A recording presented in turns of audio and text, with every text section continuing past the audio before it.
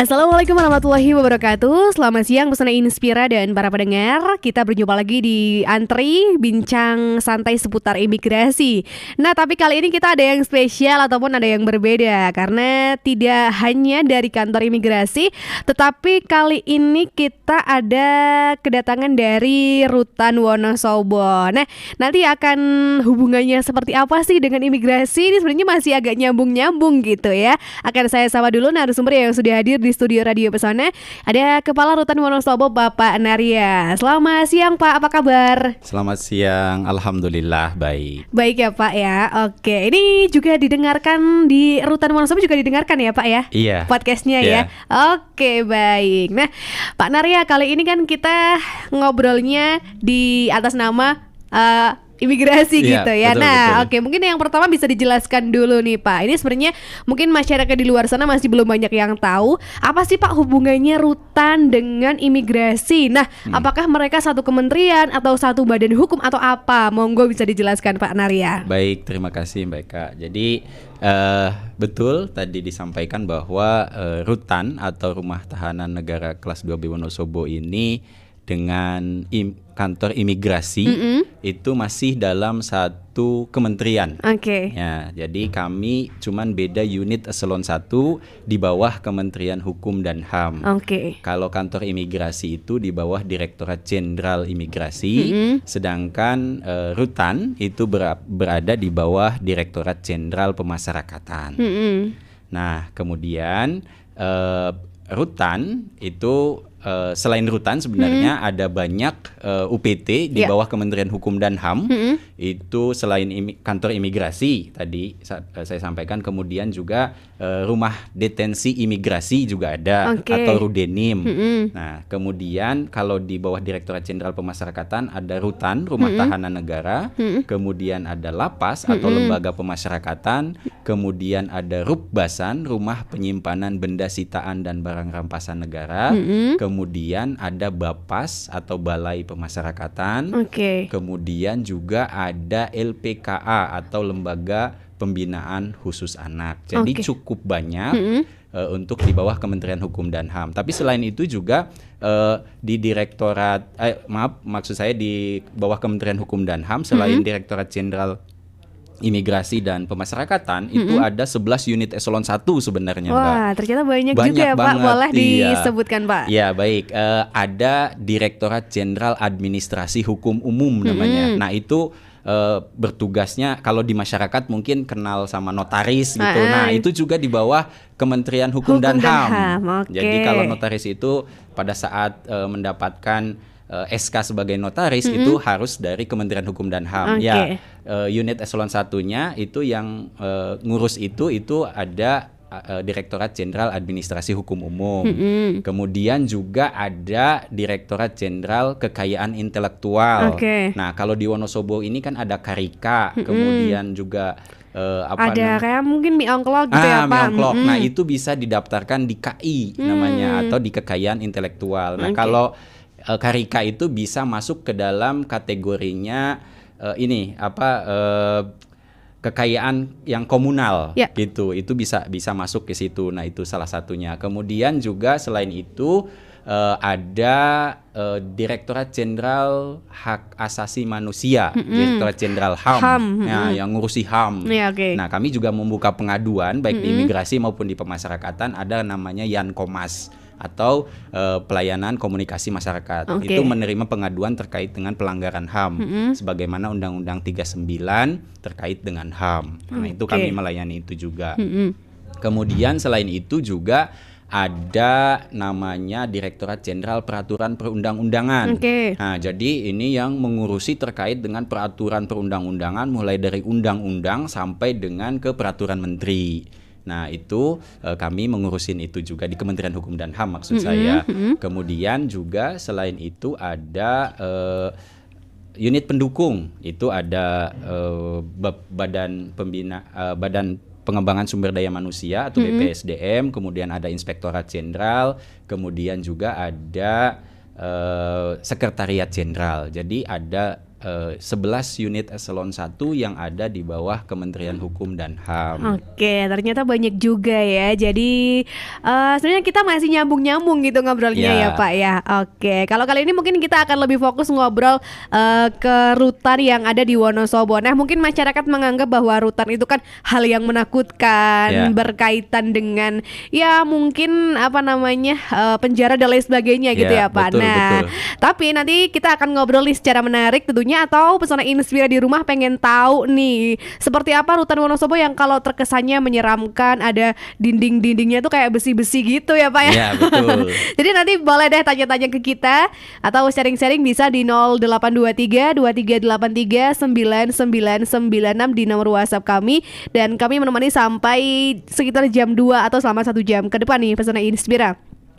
Nah baik, tadi kalau sudah dijelaskan sama Pak Narya, ada banyak sekali fungsi di bawah Kementerian Hukum dan HAM seperti itu ya Pak. Salah satunya tadi ada di rutan, imigrasi, dan masih banyak lagi. Nah sebenarnya kalau untuk yang pemasyarakatan tadi nih Pak, ada lapas, ada rutan dan lain sebagainya. Nah ini sebenarnya perbedaannya apa sih Pak yang mungkin masyarakat awam ini tidak tahu, taunya hanya penjara gitu Pak. Monggo Pak Narya bisa dijelaskan. Baik.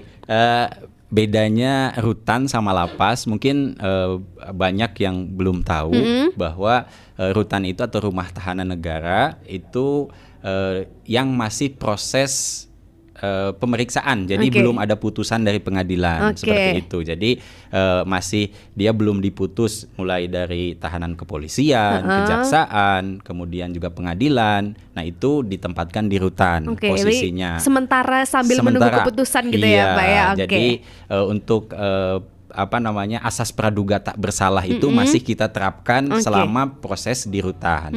Nah begitu ada putusan dari pengadilan, dari hakim memutus perkara yang tadi diperkarakan, itu baru nanti ditempatkan di lembaga pemasyarakatan atau lapas.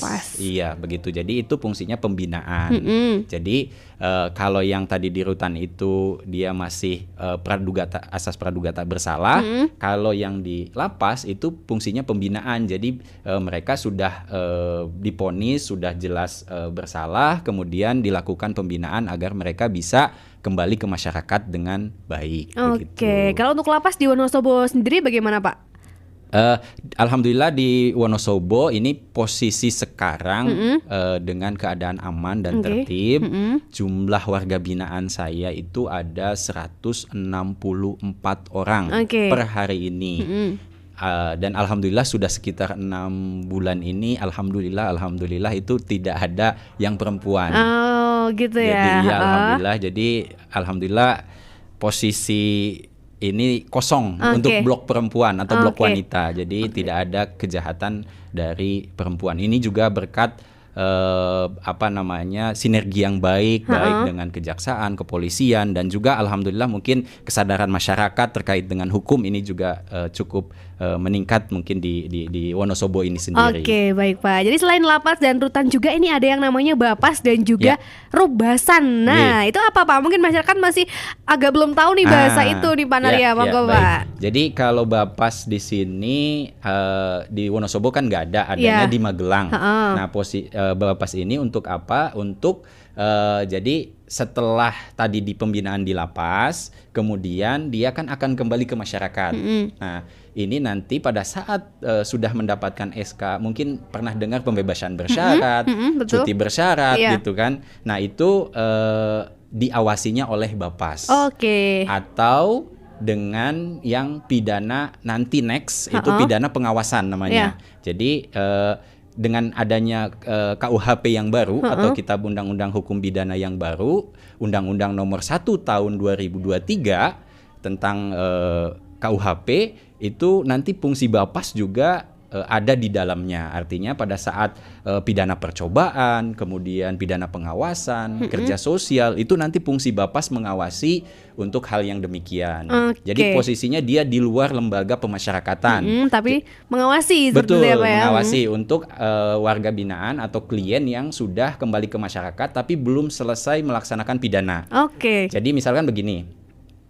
Seseorang diputus 1 tahun, kemudian dia mendapatkan pembebasan bersyarat, 2/3 masa pidananya dia boleh keluar Nah, jadi pada saat udah 9 bulan dia bisa keluar dari lapas. Nah, 3 bulan ini nanti diawasinya sama Bapas. Oke, berarti hanya selama 3 bulan itu ya Pak ya. Nanti kalau misalnya waktu 3 bulan udah selesai sudah tidak diawasi lagi kan? Nah, bedanya kalau mendapatkan PB atau CB itu ada 1 tahun tambahan. Kenapa? Gitu. Karena kan dia untuk memastikan apakah bahwa benar-benar begitu. Jadi betul-betul dia betul-betul baik di masyarakat, kemudian tidak mengulangi tindak pidana, kemudian bisa aktif dengan masyarakat, bisa bergaul lagi dengan masyarakat. Nah, itu untuk memastikan itu maka ada namanya pengawasan tambahan selama 1 tahun. Oke, seperti itu. Ya. Jadi itu tugasnya Bapas seperti itu. Betul, ya Pak Bapas, ya. Oke.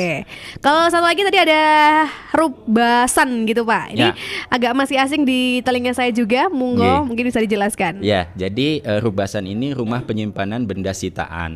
Oke. Nah, jadi pada saat yang bersangkutan ini lebih dekat dengan rutan sebenarnya. Jadi pada saat ada warga yang diduga melakukan tindak pidana, kemudian ada barang bukti. Yes, betul, ada barang buktinya. Nah, ini barang buktinya yang disita. Nah, ini disimpannya seharusnya itu di Rubasan, gitu. Cuman karena posisinya Rubasan di Wonosobo nggak ada, biasanya dikelola atau dilaksanakan oleh kepolisian ataupun kejaksaan itu sendiri, gitu. Karena di sini yang ada paling dekat itu di Purbalingga, yang paling dekat Purbalingga Rubasan.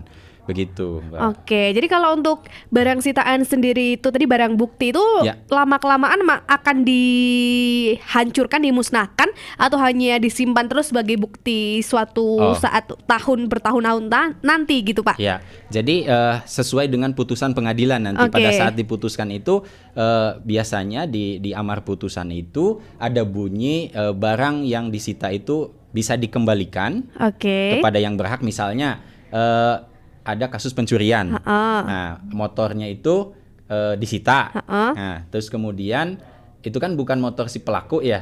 Nah, ada nomor polisinya bla bla dan lain sebagainya. Nah, itu motor si yang berhak itu pada saat di amar putusan itu dikembalikan kepada si pemiliknya. Berarti ini dikasihkan ke orang yang betul-betul memang haknya gitu. Jadi kemudian ada yang dimusnahkan. Nah, yang dimusnahkan ini biasanya barang-barang yang itu narkoba biasanya, kemudian minuman keras atau misal kayak rokok ilegal. Yes, betul, seperti itu. Jadi minuman keras gitu ya Pak? Itu yang biasanya amar putusannya itu dimusnahkan. Jadi tergantung keputusan dari hakimnya pada saat memutus perkara itu. Atau ada lagi yang disita untuk negara biasanya. Nah, itu biasanya kasus korupsi misalnya, hartanya disita.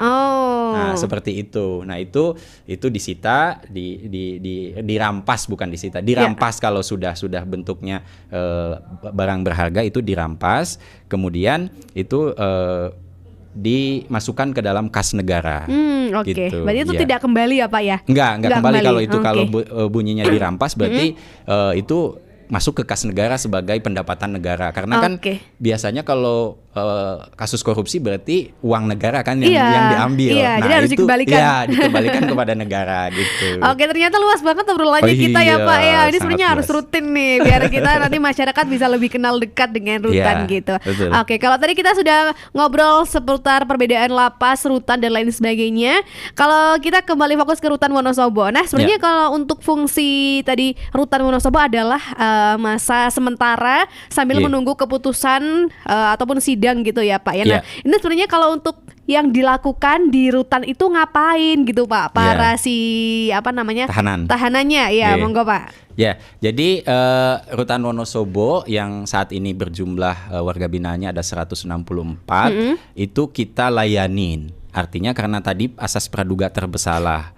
Jadi ada sekitar 54 orang itu posisinya memang masih status tahanan. Namun ada juga yang sudah narapidana. Nah, untuk yang tahanan sendiri itu kita tidak lakukan pemberian pembinaan, tapi hanya sifatnya pemberian bimbingan. Oke. Nah, Sambil diamankan di rutan gitu ya, Pak. Betul. Tapi tetap hak-haknya tetap Penuhi. dipenuhi. Itu sebagaimana undang-undang kami yang baru, Undang-Undang Nomor 22 tahun 2022 terkait tentang pemasyarakatan, bahwa tahanan itu masih tetap diberikan makan, dikasih diberikan kebebasan untuk beribadah sesuai dengan agama dan kepercayaan, kemudian juga diberikan pelayanan kesehatan, ya, kemudian juga disiapkan untuk penyaluran sesuai dengan bakat dan minat yang kalau seandainya nanti divonis bersalah begitu. Oke, nah biasanya kalau tahanan bertahan di rutan itu kira-kira sambil menunggu putusannya itu berapa lama sih Pak waktunya? Biasanya kebanyakan gitu. Ya, ini kan sesuai dengan KUHAP ya, atau Kitab Undang-Undang Hukum Acara Pidana. Nah, ini sesuai dengan tingkat penahanannya. Nah, sesuai dengan tingkat penahanan sebagaimana di pasal 21 sampai dengan pasal 29 KUHP.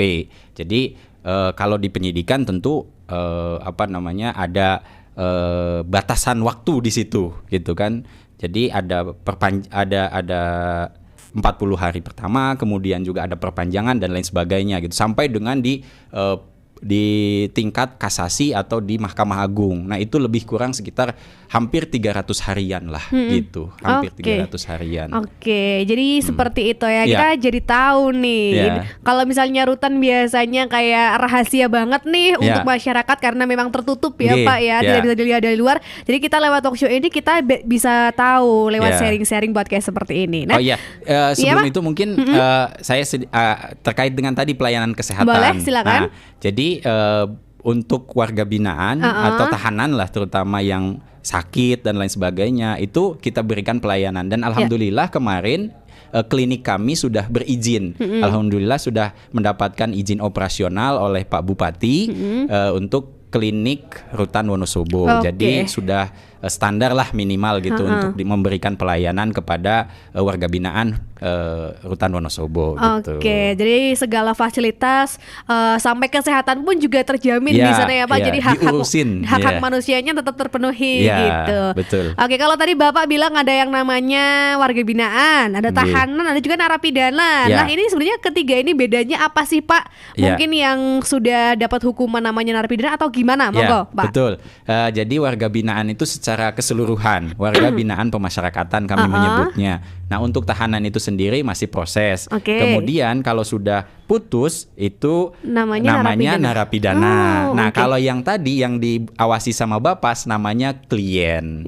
Tapi orangnya tetap masih satu, cuman nama statusnya aja beda-beda yang beda-beda gitu ya. Betul. Jadi seperti itu. Jadi kita lebih paham gitu ya. Nah, sebenarnya hak-hak kebebasan pun juga di sana dilakukan. Nah, seperti saya pernah lihat ini Pak, ada band yang berasal dari Rutan Wonosobo. Ini benar ada ya Pak ya? Betul, ada. Jadi mereka tuh selain menjalankan tahanannya negara, gitu mereka tuh aktivitasnya ngapain aja sih Pak? Sampai ada yang boleh band-bandan, kadang juga main di luar, pernah kita main bareng di radio sana loh Pak. Jadi untuk aktivitasnya monggo apa aja mungkin bisa dijelaskan Pak. Nah, di rutan tuh nggak menakutkan amat gitu, monggo Pak. Baik. Jadi kalau posisinya atau karena kami selain mengelola tahanan, karena posisi lapas itu tidak cukup jauh ya, karena di sini paling di Magelang. Jadi ada beberapa warga binaan atau beberapa narapidana yang ditempatkan di Rutan Wonosobo ini. Jadi ada sekitar 60-an itu ada di Rutan Wonosobo. Itu sudah narapidana. Dan yang narapidana ini tentu karena core bisnisnya adalah pembinaan, berarti diberikan pembinaan, baik itu pembinaan kepribadian, kemudian kemandirian. Nah, kalau untuk kepribadian ini salah satunya adalah musik itu tadi. Nah, kemudian agama, kejar paket. Kami juga ada kejar paket. Gitu ya Pak? Ya, kami kerjasama dengan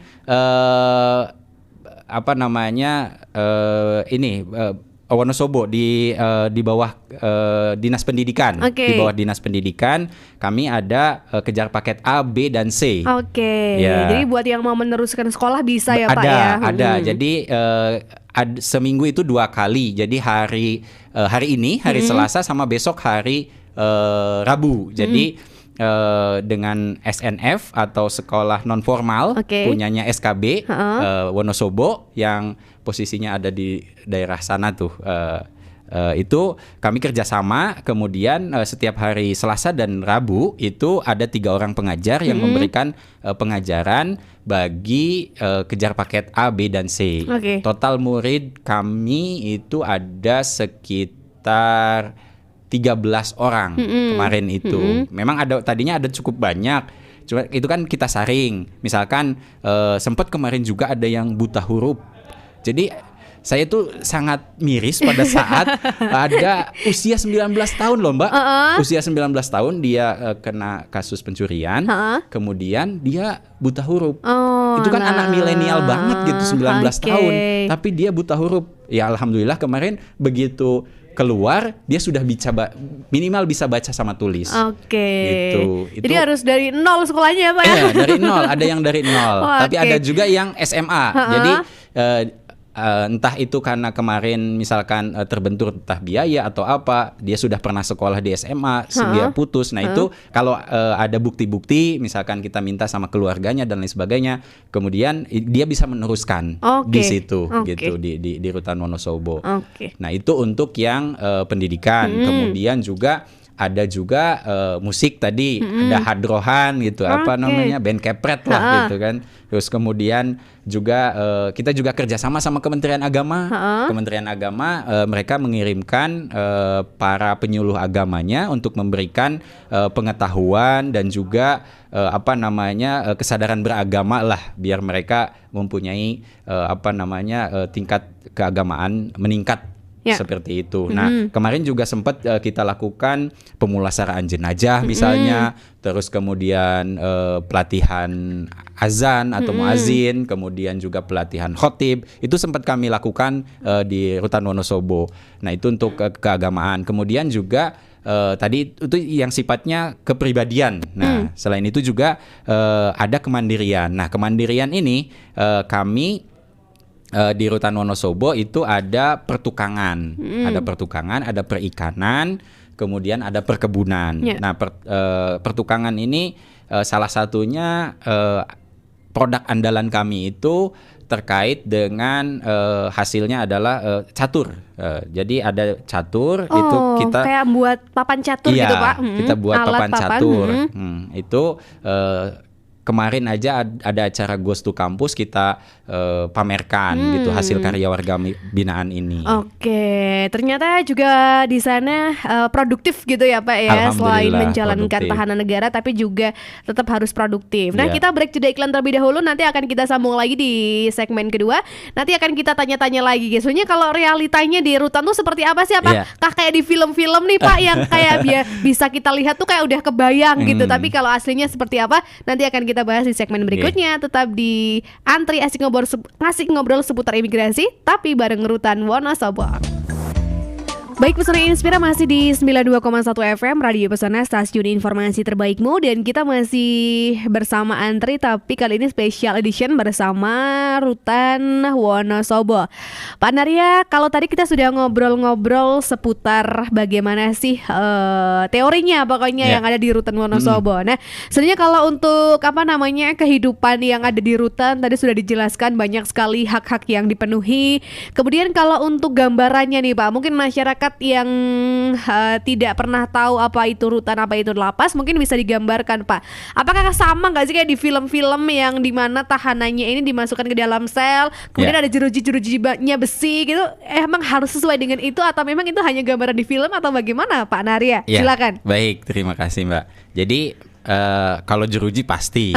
Jadi karena salah satu ciri lapas itu atau rutan itu ada jeruji, temboknya tinggi, ada pagar kawat durinya. Nah itu kemudian ada pos-posnya. Nah itu sudah hampir dipastikan itu memang seperti itu. Gitu. Cuman sebenarnya saya juga lupa tadi menyampaikan bahwa selain rutan atau lapas yang sifatnya tertutup, di Kementerian Hukum dan HAM juga ada namanya lapas terbuka. Oke, ternyata ada juga ya Ada, Pak ya. iya. Itu bisa dikunjungi atau gimana? Iya, betul, bisa dikunjungi dan itu tidak ada tembok seperti halnya sama kayak di sini. Itu ada sekitar 20-an lapas terbuka yang ada di seluruh Indonesia. Oke. Memang tidak semua kabupaten kota yang ada lapas terbukanya, tapi di Indonesia itu cukup banyak ya tadi saya sampaikan. Untuk di wilayah Jawa Tengah sendiri itu ada di Nusa Kambangan. Oh ya. Kemudian ada di Kendal. Itu dua UPT itu di Kendal, itu ada di Blederan, itu ada lapas terbuka namanya. Jadi tidak sama kayak lapas pada umumnya, itu memang terbuka, tidak ada pagar sama sekali, kemudian juga tidak ada jeruji dan lain sebagainya. Itu untuk di lapas terbuka. Nah, kalau di Rutan Wonosobo sendiri yang jelas pasti masih karena sifatnya masih tertutup maksimum, tertutup, masih tertutup dan maksimum security. Jadi temboknya tinggi, kemudian ada jerujinya. Nah, kegiatan sehari-hari seperti sudah tadi saya sampaikan, yang jelas mereka ya salah satu prinsip atau salah satu asas di warga binaan itu hanya satu-satunya kebebasan bergerak yang kita batasi. Jadi semua hak-hak pada umumnya itu diberikan. Jadi hanya kebebasan kemerdekaan untuk bergeraknya. Artinya mereka hanya bisa di lingkup di dalam saja, kecuali kalau memang ada namanya asimilasi itu tadi, itu sudah setengah masa pidana dia bisa keluar. Misalkan kalau pas lewat di rutan ada yang tulisan di belakangnya misalkan Rutan Wonosobo atau warga binaan Rutan Wonosobo. Nah, itu yang di luar itu mereka sudah melalui sidang TPP. Jadi mereka bisa keluar kemudian melakukan aktivitas misalnya pembersihan, kemudian buang sampah. Nah, itu memang warga binaan yang sudah memenuhi syarat untuk diberikan sedikit kebebasan untuk keluar gitu. Nah, kalau yang lainnya ya bangun pagi tentu, kemudian juga setiap pagi ada jadwal mereka berangin-angin, kemudian juga olahraga, kemudian mandi dan lain sebagainya. Itu kita jadwal, kita lakukan giliran dari jadi per kamar seperti itu. Jadi ya memang mungkin kapan-kapan kita main ke penjara. Tapi main aja ya Pak. Iya, main aja. Cukup main aja. Main-main aja. Oke.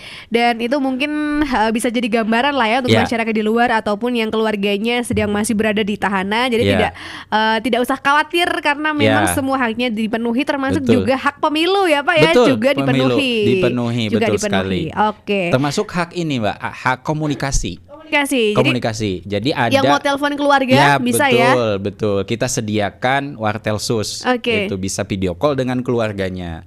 Itu. Tapi kalau penggunaan handphone itu dilarang. Dilarang ya. Tapi kalau wartel sus itu sudah kita setting sedemikian rupa sehingga itu insya Allah aman lah untuk dilakukan komunikasi dengan keluarganya. Karena itu kan salah satu hak juga.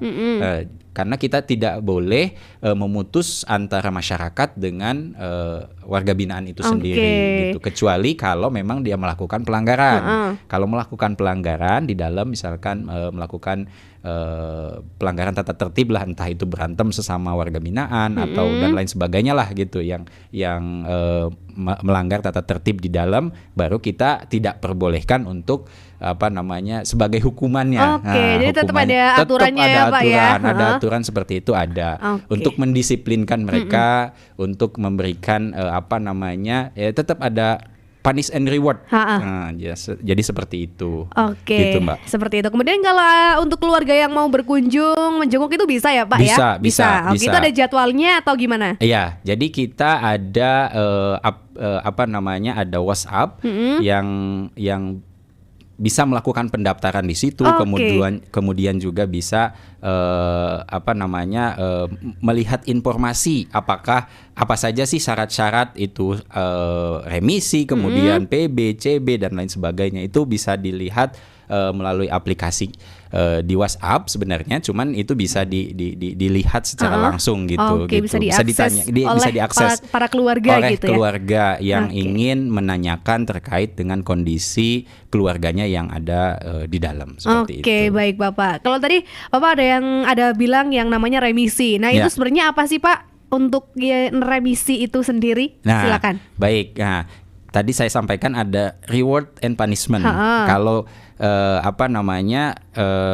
warga binaan atau narapidana itu tentu sudah memenuhi syarat ya, minimal 6 bulan dia melaksanakan menjalani pidana, kemudian juga tidak melakukan pelanggaran, itu akan diberikan remisi. Itu pengurangan masa pidana bagi warga binaan yang mengikuti program pembinaan dengan baik.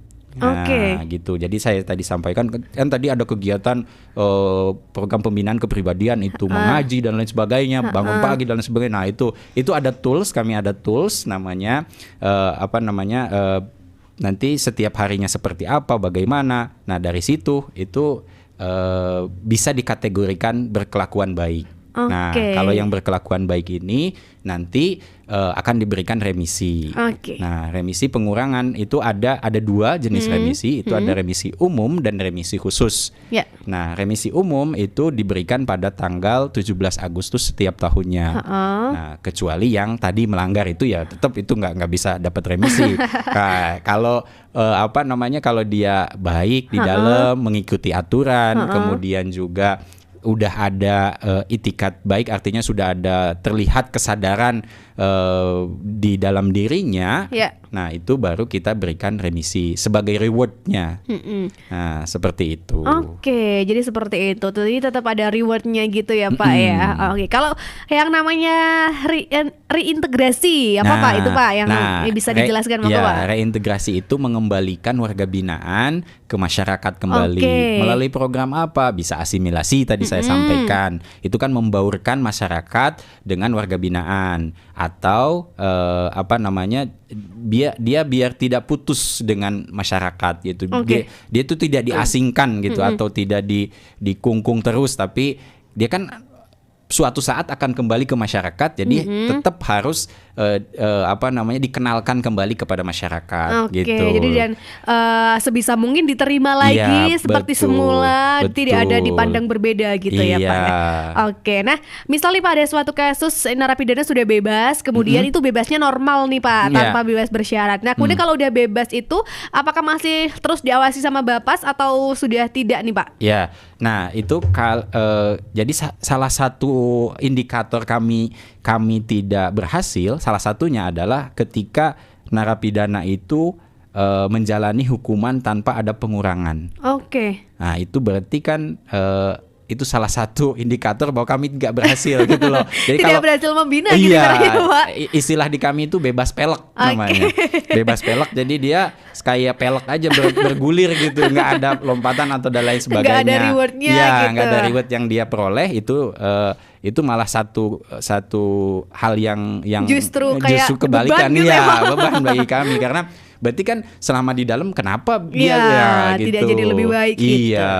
Nah pada saat dia kembali ke masyarakat, ada namanya reintegrasi itu tadi. Itu melalui programnya tadi saya sampaikan asimilasi, kemudian CB atau cuti bersyarat, atau pembebasan bersyarat. Nah untuk yang asimilasi ini setengah masa pidana, kemudian yang cuti bersyarat ini sudah menjalani 2/3 masa pidana, tetapi hukumannya di bawah 1,5 tahun. Itu namanya cuti bersyarat. Persyaratannya cenderung lebih mudah lah daripada namanya pembebasan bersyarat. Kalau pembebasan bersyarat itu untuk vonisnya di atas 1,5 tahun. Nah untuk yang di atas 1,5 tahun itu prosesnya pembebasan bersyarat. Sama ini juga 2/3 masa pidana, tapi persyaratannya lebih kompleks lah daripada yang cuti bersyarat. Gitu. Kemudian juga selain itu ada cuti menjelang bebas, atau pada saat dia tidak mendapatkan PB ataupun CB karena sesuatu dan lain hal, dia tetap masih diberikan kesempatan untuk dapat cuti menjelang bebas. Nah, besarannya adalah sama dengan remisi yang terakhir dia peroleh. Misalnya remisi umumnya dapat 2 bulan. Nah, berarti 2 bulan sebelum dia bebas pelek tadi, nah itu bisa diperoleh cuti menjelang bebas. Seperti itu. Nah, kalau yang misal ada yang hukuman sampai hukuman seumur hidup nih, misal Pak, apakah bisa nggak sih dapat kayak yang namanya remisi atau ada dapat reward potongan masa tahunan? Potongan Pak? Masa tahanan. Ya, itu apakah bisa atau enggak nih Pak? Masa pidana ya. Kalau yang untuk hukuman mati dan seumur hidup itu tidak bisa mendapatkan itu. Tidak bisa ya? Kecuali, tapi ini dengan adanya undang-undang yang baru tadi untuk di KUHP, untuk pidana seumur hidup itu dia bisa diusulkan kepada presiden melalui atas pertimbangan Mahkamah Agung, itu bisa diubah hukuman seumur hidup menjadi hukuman sementara. Nah, hukuman sementara itu berapa? 20 tahun. Tapi dia harus sudah menjalani minimal 15 tahun dia berkelakuan baik tadi, tidak pernah melakukan pelanggaran nih di dalam penjara itu selama 15 tahun. Nah, baru dia bisa diusulkan kepada presiden untuk diberikan remisi perubahan pidana namanya. Nah, itu melalui AHU juga gitu. Nah, jadi di Direktorat AHU itu ada Direktorat Pidana. Nah, itu diusulkannya ke Lapas Rutan, dari Lapas Rutan ke Direktorat Jenderal, dari Direktorat Jenderal nanti dikumulatifkan di Direktorat Administrasi Hukum Umum itu nanti diusulkan ke Sekretariat Negara, ke Setnek, untuk mendapatkan putusan nanti dari Pak Presiden, tapi harus ada pertimbangan dari Mahkamah Agung. Ini agak kompleks juga ya Pak ya. Ini cukup rumit karena merubah masa pidana loh gitu. Yang tadinya seumur hidup selama 15 tahun dia di dalam lapas itu baik. Nah, itu baru bisa diusulkan. Tapi kalau dia ada celah nih. Karena kita sudah punya aplikasi namanya sistem database pemasyarakatan. Jadi kalau dia melakukan pelanggaran itu dicatat, terekam. Kalau dia melakukan kebaikan, misalnya ikut berpartisipasi dalam kegiatan pembinaan. Nah, itu juga terekod. Jadi jelas terlihat. Proses itu ada terlihat dan tercatat di dalam SDP, nama sistem database pemasyarakatan. Jadi kalau selama 15 tahun dia tidak ada celah, tidak ada cacat di situ, itu kita bisa usulkan kepada presiden untuk mendapat perubahan pidana. Gitu. Itu untuk yang seumur hidup. Kalau hukuman mati ya melalui mekanismenya tentu grasi misalnya gitu, atau misalkan dia PK misalnya. Nah, itu lain lagi mekanismenya. Kalau untuk yang di Wonosobo ada Pak yang dihukum seumur hidup atau dihukum mati? Alhamdulillah di Wonosobo nggak ada. Nggak ada, alhamdulillah ya. Alhamdulillah. Paling lama memang kasus PPA, perlindungan anak, itu sampai dengan 15 tahun. 15 tahun. Jadi agak masih ringan gitu ya. Ya lumayan ya Pak. 15 tahun lumayan lama juga sih kalau dibayangin. Itu sudah lulus kuliah. Lulus kuliah, iya betul Pak. Jadi kalau misal nih sudah bebas, jadi sebenarnya ada nggak sih Pak kasus kalau sudah bebas tapi mereka berulah lagi, mereka kembali ke situ lagi gitu? Ada. Jadi kalau kita mengenal istilahnya residivis ya. Residivis ini memang ada beberapa yang memang nakal lah, nakal gitu. Jadi mungkin sebelumnya melakukan tindak pidana pencurian, kemudian terdesak ekonomi, kemudian dia melakukan lagi, atau misalnya sebelumnya kaitan dengan narkoba, kemudian karena dia nggak bisa memenuhi keinginannya untuk memakai narkoba sehingga dia mencuri. Nah, kasus seperti itu ada beberapa di kami. Pak. Dan ini ada satu pertanyaan juga yang mungkin agak nyambung dengan obrolan kita kali ini. Ada dari Ida. Selamat siang Bapak. Kegiatan apa di Rutan Wonosobo yang dibekalkan kepada warga binaan saat mereka kembali ke masyarakat nanti nih Pak? Nah, ini sebelumnya saya mau apresiasi dulu buat grup musik binaan Rutan Wonosobo yang sering tampil di acara-acara. Semoga semakin baik nih katanya. Amin, Ini terima penggemarnya kasih. kayaknya ya Iya. Pak. Oke, kita kembali lagi ke tadi bekal untuk warga binaan biar Iya. mereka tuh kayak bisa hidup kembali di masyarakat kayak gitu Pak. Iya, Monggo. betul. Tadi saya sampaikan ada 2 jenis pembinaan, kepribadian sama kemandirian. Iya. Nah, untuk yang kemandirian ini untuk bekal hidup di masyarakat Oke, nanti, life kayak skill usaha training. atau Iya, apa gitu ya, iya, Pak? life skill training terkait dengan bagaimana usaha-usaha yang bisa dilakukan pada saat nanti di kembali ke masyarakat. Iya. Kita ada pelatihan, misalnya terkait dengan budidaya lele, perikanan gitu kan. Terus kemudian ada karena di Wonosobo ini sendiri lebih banyak ke pertanian, kita juga ada pertanian Oke. gitu. Jadi perkebunan gitu. Jadi berkebun, bercocok tanam seperti itu. Walaupun memang ini agak luasan lahannya itu memang tidak terlalu besar lah. Oke. Kami ada di beranggang, istilah kami itu di antara tembok dengan luar. Nah, seperti itu. Di situ mereka bisa bercocok tanam, itu entah menanam sawi dan lain sebagainya lah yang seperti itu. Kemudian juga untuk yang pertukangan tadi ada pengelasan, kemudian juga ada apa istilahnya bangunan gitu, Yeah. pertukangan bangunan dan lain sebagainya. Itu yang kami berikan pembekalan kepada narapidana agar mereka pada saat harapannya pada saat mereka kembali ke masyarakat dia bisa menghidupi dirinya sendiri dan juga orang lain. Oke, gitu. seperti itu. Nah, ternyata Rutan juga berperan juga dalam menciptakan ya iklim hukum yang ada di sekitarnya Yap. gitu ya Pak, masyarakatnya Insyaallah, seperti itu. Nah, kemudian kalau Bapak sendiri menurut Bapak nih bagaimana sih untuk Rutan Wonosobo sampai saat ini melihat adanya hukum yang masih ada di masyarakat Wonosobo? Kalau untuk di Rutan Wonosobo ini bagaimana Pak? Monggo. Baik, kalau saya lihat sih memang kalau kita korelasikan dengan di masyarakat ya pada saat memang jumlah warga binaan di tempat saya itu kecenderungan kasusnya yang mungkin karena cuacanya dingin kali dan lain sebagainya itu lebih cenderung ke itu. Jadi kalau istilah kami ya, kami itu disebutnya apa Pak? kasus yang enak-enakan katanya gitu. Oke. Gitu. Jadi entah itu perlindungan anak, kemudian juga kekerasan seksual seperti itu. Jadi lebih ke yang itu gitu. Jadi misalnya kasus pencurian itu untuk memang kasus utamanya pencurian, tapi setelah diselidiki ternyata pencuriannya itu untuk ya mohon maaf untuk inikan hasratnya, hal menyimpang gitu ya iya, Pak itu ya. seperti itu. Jadi misalkan kayak kasus pembunuhan yang beberapa waktu lalu lah, itu yang di daerah dekat ke Kaliwiro sana. Iya. Nah, itu motifnya juga perselingkuhan. Oh, gitu. Itu. Jadi ya ujung-ujungnya itu mungkin karena cuaca dingin dan lain sebagainya. Dingin di Wonosobo ya.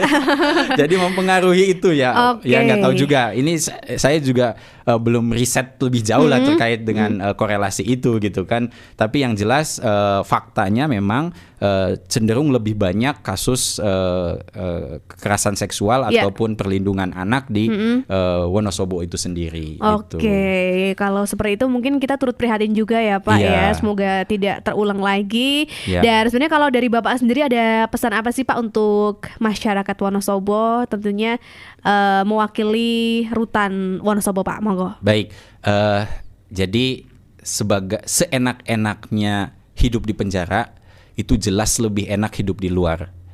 Asli lebih enak hidup di luar. Walaupun dikasih makan, dikasih pembinaan, ya justru jelas-jelas lebih enak, lebih bebas itu hidup di luar. Untuk itu mungkin saya berpesan tetap dan harus mematuhi hukum dan peraturan perundang-undangan yang berlaku. Sekecil apapun kita harus menegakkan itu dan melaksanakan itu dengan baik. Tentu ini sebagai warga negara Indonesia yang baik ya. Jadi sekecil apapun jangan melakukan pelanggaran terhadap hukum itu. Jadi selain merusak generasi juga tentu ini akan berimbas kepada segala sesuatu yang semulanya kita baik dan lain sebagainya, otomatis pada saat melakukan pelanggaran itu dan sampai di penjara, sampai di penjara pasti ada keretakan di situ. Iya, betul, baik Pak. Keretakan dengan Tuhannya, Iya. kemudian dengan masyarakat, atau Bahkan dengan dirinya pekerjaan, sendiri gitu dengan ya, Pak, dirinya ya. sendiri, betul. Jadi kita itu ya memang tugas kami adalah melakukan perbaikan hubungan hidup, kehidupan dan penghidupan. Gitu. Di kami itu prinsipnya seperti itu. Hidup itu berarti dirinya dengan Tuhannya. Iya. Nah, karena pada saat dia melakukan pelanggaran, otomatis juga berarti dia ada kaidah-kaidah agama yang dilanggar. Iya, betul. Berarti kan ada hubungan yang nggak harmonis dengan Tuhannya. Kemudian terkait dengan kehidupan. Kehidupan itu berarti dengan sosial masyarakatnya. Berarti ada kerenggangan atau ada keretakan atau hubungan yang nggak harmonis dengan masyarakatnya. Berarti ini harus kita rajut kembali, harus kita jalin kembali. Kemudian dengan penghidupan. Penghidupan berarti dengan pekerjaannya. Otomatis pada saat ditahan kan dia nggak bekerja, tidak menghasilkan. Berarti dia harus dirajut kembali nih, bagaimana kita menciptakan sumber daya yang bisa bermanfaat kembali di masyarakat. Nanti pada saat kembali ke masyarakat menjadi warga negara yang baik dan bertanggung jawab serta ikut berperan serta dalam pembangunan. Karena mau nggak mau setiap warga negara kan berkontribusi terhadap pembangunan. Iya, gitu. betul. Sekecil apapun peran kita pasti itu berkontribusi sebagai kepada pembangunan. Misalnya kita di sini nih di Radio Pesona, salah satu kontribusinya sekecil apapun kita melakukan memberikan informasi, berarti kan akan ada dampak terhadap masyarakat gitu, Betul, terhadap Pak. bangsa dan negara ini gitu. Mungkin itu. Oke, baik Pak. Mungkin terakhir bisa kasih pesan ataupun pesan kepada mungkin yang sudah terlanjur seperti itu, Pak, ada dijadikan warga binaan, mungkin Bapak bisa kasih semangat untuk mereka, kasih pesan-pesan yang mungkin saat ini mungkin atau nanti akan didengarkan oleh mereka, Pak. Monggo. Baik, untuk yang sudah terlanjur, karena tidak ada manusia yang sempurna. Iya, betul. Tidak ada manusia yang sempurna. Kalau sudah itu ketetapan yang maha kuasa, kita juga tidak bisa mengelak lagi. Maka laksanakan itu dengan sebaik-baiknya. Jadikan itu pelajaran hidup yang sangat berharga yang tidak boleh terulang kembali. Nauzubillah summa nauzubillahi min dalik, jangan sampai terulang di anak cucu dan lain sebagainya.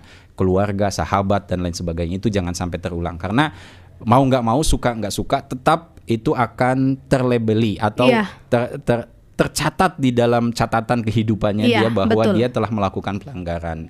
Ya, walaupun sebagai manusia tidak ada yang sempurna, tapi kembali lagi kita bagaimana menyempurnakan, bagaimana kita berusaha sekuat tenaga untuk melaksanakan kegiatan-kegiatan itu sesuai dengan kaidah, baik itu agama, hukum, masyarakat, etika, adat istiadat dan lain sebagainya.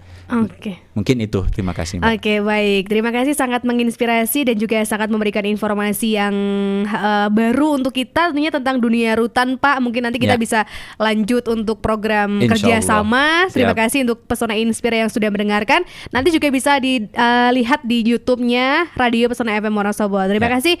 Semangat kembali untuk membina warga-warga Wonosobo, Bapak. Selamat bertugas kembali dan kita berdua pamit. Wassalamualaikum warahmatullahi wabarakatuh. Mau tahu info